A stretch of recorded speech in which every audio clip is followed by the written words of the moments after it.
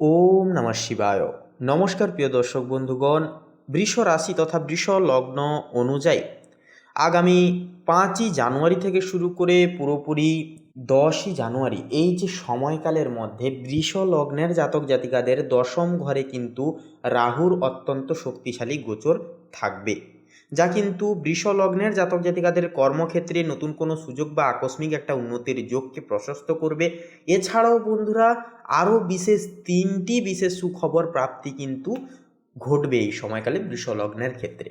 কারণ এই সময় রাহুর দশম ঘরে অবস্থান এটি একটি বিচিত্রময় পরিবর্তন একটা ইঙ্গিত দিচ্ছে, যা আপনাদেরকে নানান রকম অর্থনৈতিক সংকট থেকে রক্ষা করবে, উদারত্বতা একান্তই কর্মজীবন থেকে দূরীভূত করবে এবং জীবনে ফিরিয়ে আনবে সুস্থিতি। নানা রকম নেগেটিভিটি থেকে আপনারা বেরিয়ে আসতে পারবেন এবং একান্তই একটা সুস্থায়িত্ব লক্ষ্য করে অর্জন করে কিন্তু চলতে পারবেন যথারীতিভাবে।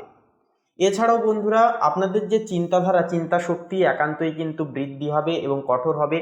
আপনারা কিন্তু কর্মস্থাপত্যে যে কোনো সিদ্ধান্ত, যে কোনো দায়িত্ব কিন্তু খুব সহজলভ্য পদ্ধতি মারফতে কিন্তু আপনারা নিতে পারবেন বা প্রত্যেকটি ক্ষেত্রে পদক্ষেপ গ্রহণযোগ্য করে আপনারা এগিয়ে যেতে পারবেন।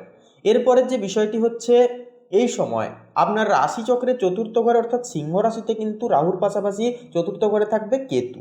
সেক্ষেত্রে কেতু আমরা সাধারণত প্রত্যেকেই জানি যে বিচ্ছিন্নতার একটা কারক গ্রহ। তাই এই সময় পরিবারের সদস্যদের সঙ্গে এক ধরনের মানসিক দূরত্ব বা ভুল বোঝাবুঝি একটা কিন্তু সৃষ্টি হতে পারে।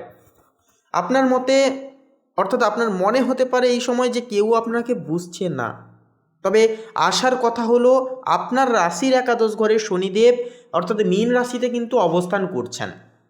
শনির এই অবস্থান আপনাকে ধৈর্যশীল করবে এবং বড়দের পরামর্শে পরিবারের অস্থিরতা কমিয়ে আনতে অনেকখানি উৎফুল্ল এবং সহযোগিতা করবে।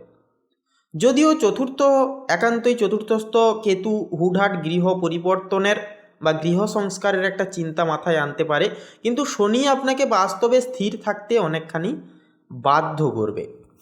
এরপরের যে বিষয়টি হচ্ছে, এই সময়কালে কর্মজীবন ও পেশার ক্ষেত্রে কিন্তু রাহুর অপ্রত্যাশিত অবস্থান একান্ত আকস্মিক ধন লাভের একটা উন্নতির যোগ দিবে। সেক্ষেত্রে লটারি এবং ইনভেস্টার সেক্টর থেকেও কিন্তু একটা ছোটোখাটো লাভ আসার চান্সও থাকবে।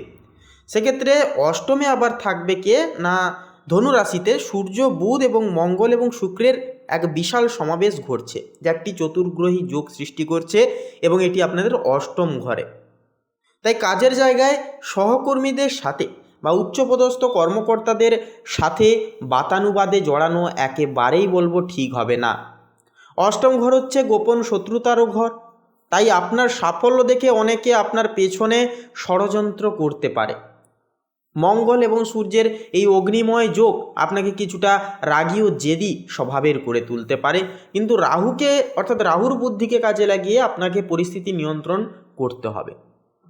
পাশাপাশি মিথুন রাশিতে বক্রী বৃহস্পতি থাকছে, যা আপনার দ্বিতীয় ঘরে অবস্থান করে আপনার বাণীর ওপর একটা গুরুতরভাবে প্রভাব ফেলছে।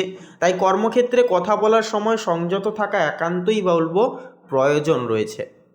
এরপরে অর্থনৈতিক অবস্থান ও বিনিয়োগ। দেখুন, অর্থনৈতিক দিক থেকে সময়টি অধিকতর ক্ষেত্রে অনেকটাই গুরুত্বপূর্ণ এবং সংযোগীপূর্ণ হবে। আপনার রাশির দ্বিতীয়পতি বুধ বর্তমানে অষ্টম ঘরে দহন অবস্থায় বা অন্য গ্রহের সাথে যুক্ত হয়ে বসে আছে। এর ফলে পাওনা টাকা আদায়ে কিছুটা সাময়িক পরিমাণ বিলম্ব হতে পারে।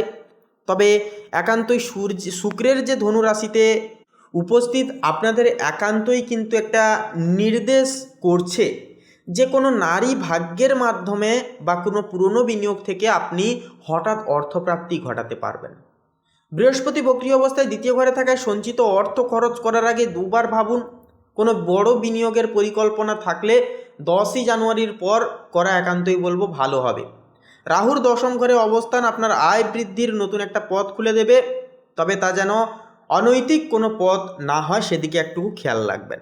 স্বাস্থ্য ও শারীরিক অবস্থা। দেখুন, স্বাস্থ্যের দিক থেকে এই যে সময়টি অর্থাৎ এই যে সপ্তাহটি একটু নাজুক হতে পারে, একটু কোমল প্রকৃতির হতে পারে।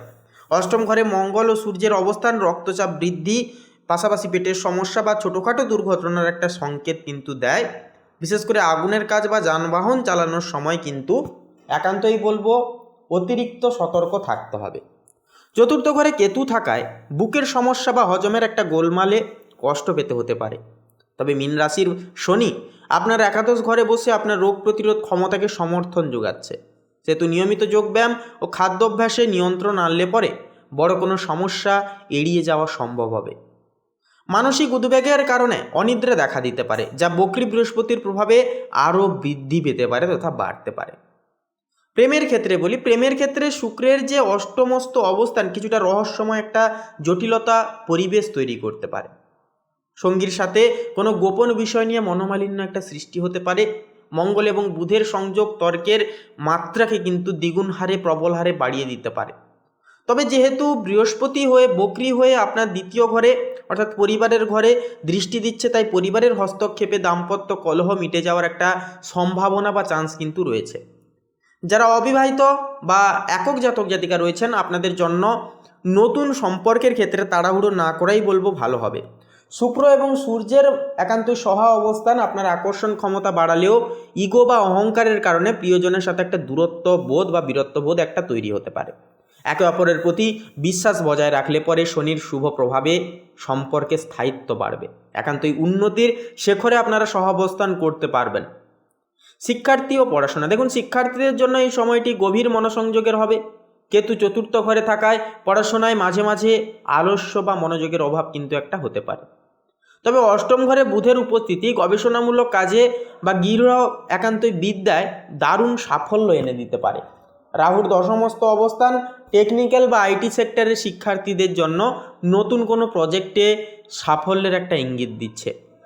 বক্রী বৃহস্পতি আপনাকে পুরনো কোনো পড়া রিভিশন দেওয়ার একটা সুযোগ করে দেবে, যা পরীক্ষার জন্য সহায়ক হবে। তো মোটামুটি কিছু পরামর্শ প্রতিকার বলি। দেখুন, এই সপ্তাহে জটিল অর্থাৎ অদ্ভুত জটিলতা কাটাতে একান্তই প্রতিদিন সকালে সূর্য প্রণাম মন্ত্র একান্তই জপ করুন তথা শ্রবণ করুন এবং ওম নমঃ শিবায় মন্ত্রটি আপনারা 108 বার অবশ্যই বলুন। এছাড়াও অসৎসঙ্গ এবং অতিরিক্ত ঝুঁকি নেওয়া থেকে বিরত থাকুন। এই কাজগুলি করুন, অবশ্যই একটা উপকৃত ফলাফল আপনারা নির্দ্বিধায় পেতে পারবেন। তো বন্ধুরা, আপনাদের অর্থাৎ বৃষ লগ্নের জাতক জাতিকাদের ক্ষেত্রে বলি, আজকের এই পর্বটি এই পর্যন্ত। পর্বটি কেমন লাগলো এবং কোন কোন বিষয় আপনাদের অজানা থেকে গেল বা কোন কোন বিষয় নিয়ে আরও কিছু বিষয় আপনারা জানতে চান, অবশ্যই কমেন্ট করে লিখে জানাবেন এবং কমেন্টে অবশ্যই ভক্তি ভরে লিখে যাবেন হর হর মহাদেব জয়, সবার বড় ঠাকুর শনিদেবের জয়, অবশ্যই লিখে যাবেন। ভিডিওটি আপন বন্ধু বান্ধবদের সাথে শেয়ার করে একটি লাইক দিয়ে যেতে বন্ধুরা ভুলবেন না। আপনারা ভালো থাকুন, সুস্থ থাকুন, সতর্ক থাকুন। নমস্কার।